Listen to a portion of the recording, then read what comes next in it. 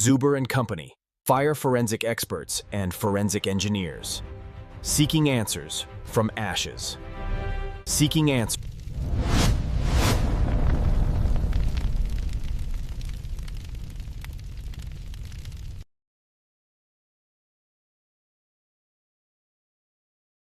Get ready for a story that sounds like it's straight out of a mystery novel.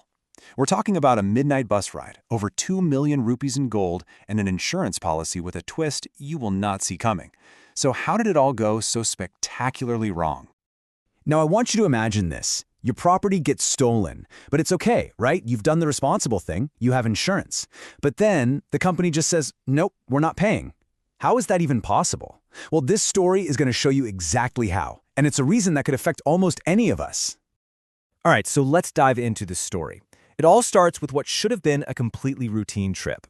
See, an employee from a jewelry company was given a job: deliver a very, very valuable package. But this simple journey, well, it ended up kicking off a huge legal battle.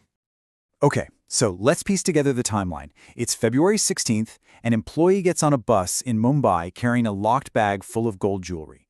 Fast forward to just after midnight, the bus pulls over at a dhaba. The employee hops off to grab a bite, leaving the bag on his seat. He's only gone for, 5, maybe 7 minutes. He gets back on, checks the lock. Everything seems fine. But the next morning, when he finally gets home and opens the bag, it's empty. The jewelry's just gone. And listen, we're not talking about a small amount here. The jewelry was worth over 21 lakh rupees. That's a massive, massive loss for the company. But they were thinking, hey, no problem. We have insurance. We're covered, right? Well, that's what they thought. So naturally, the company files its claim. But almost immediately, the insurance company fires back, pointing to one very specific rule in the contract. And this is where the legal showdown really begins.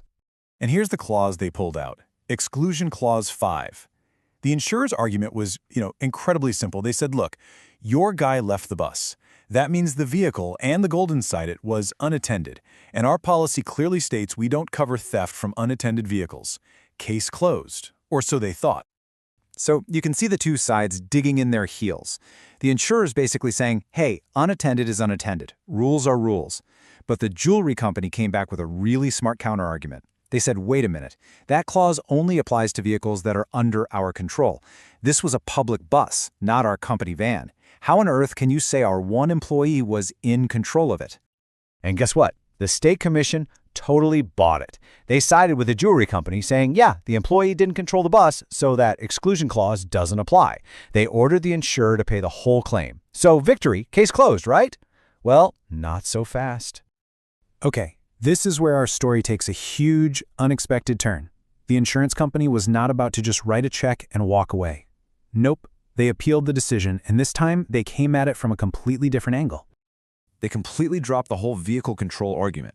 Instead, they dug deep into the policy's fine print and pulled out this other condition, a much more general rule that nobody had really been paying attention to. And this was about to change the entire game. And here it is. The game changer was a clause called due diligence. Condition 10. It basically says that the person with the insurance has to use, due diligence.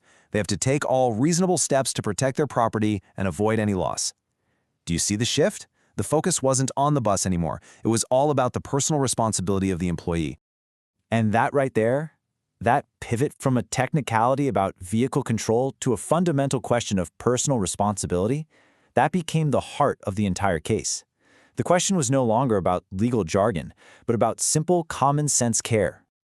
So here's how the final court broke it down.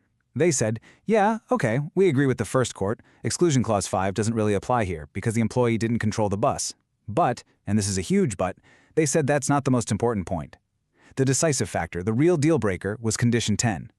They found that leaving a bag with over 20 lakh rupees of gold unattended on a public bus was a clear, undeniable failure to exercise due diligence. And boom! Just like that, the previous ruling was completely overturned. The final verdict?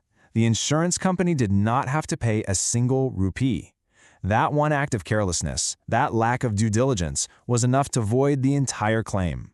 What a shocking end to the story. So, what on earth is the takeaway for the rest of us? Because this case, it really reveals something fundamental about how all of our insurance policies actually work. So let's boil it all down. Here's what this case teaches all of us. Every insurance policy you have isn't just a list of what's covered and what's excluded. There's another part, what's expected of you. This idea of due diligence means you always have a basic responsibility to take reasonable steps to protect your stuff. And as this case proves, that general duty to be careful can actually be way more important than any of the other specific little clauses in the fine print. And that brings us to one final thought. We all buy insurance for peace of mind, right? We see it as a safety net. But what this story shows is that it's actually a two-way street. It's a partnership.